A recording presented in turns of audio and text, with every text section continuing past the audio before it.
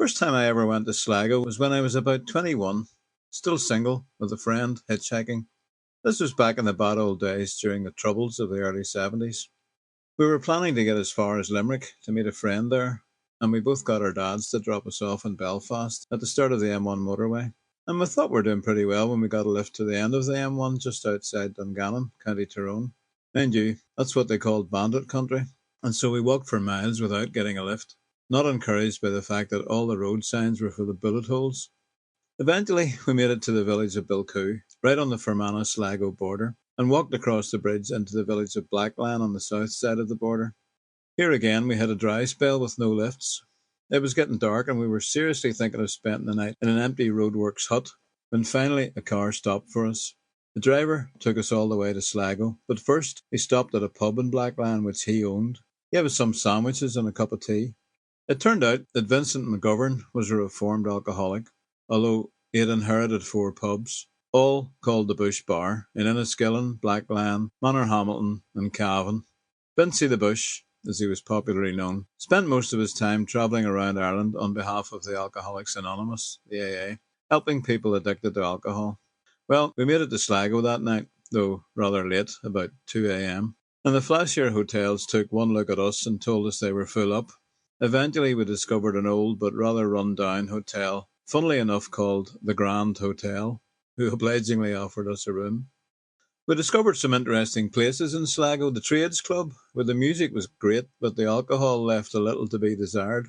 Another popular haunt was the House of the Rising Sun. Yep, another pub, where I amused the locals by playing slide guitar using a Guinness bottle. Back in 1979, I knew a lawyer in Sligo called Charlie Brown. He'd been the solicitor to Lord Mountbatten and had met with him earlier in the same week that he was blown up on his yacht by terrorists. Charlie Brown worked for Argue and Phibbs. What a brilliant name for a law firm. It's rumoured that they once considered taking on another partner, a Mr. Cheetham. Charlie Brown had a painting of a cow in his office, with a farmer pulling it by the horns and another tugging it by the tail. Meanwhile, a solicitor was sitting on a 3-legged stool, wearing a nice suit and milking the cow. We're listening to Folk Arts Quartet from Boston, USA, from their album of the same name, and 2 Breton tunes, Le Rille du Pendu and Cinquapin Hunting.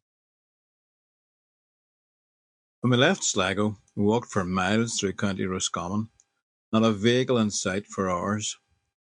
We passed a young couple outside Ballysadare, also hitchhiking, who then got a lift and waved as they passed us in a car. They only got a few miles though, because we soon passed them in turn, sitting on the back of a tractor trailer full of milk churns. The whole day was spent like that, us passing them passing us, going only a few miles each time. Finally, as Davy and I walked through Ballachadreen, County Roscommon, a single guy picked us up, and he was going all the way to Galway. Great.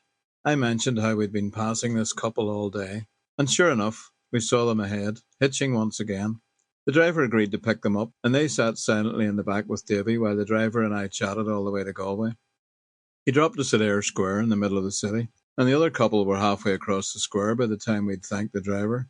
However, I thought the whole day had been too much of a coincidence, so I shouted across to them, "Buy you a pint?"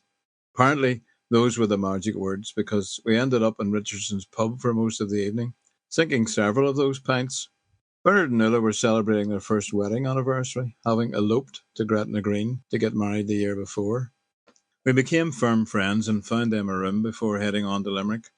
The next lift we got was from a priest, who turned out to be the Bishop of Galway. Yes, the very one who was later the centre of a great scandal about his mistress.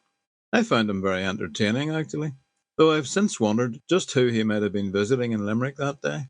We're listening now to yet another French contribution from a band called Mirant, and the tune Le Serment from their new album Fells.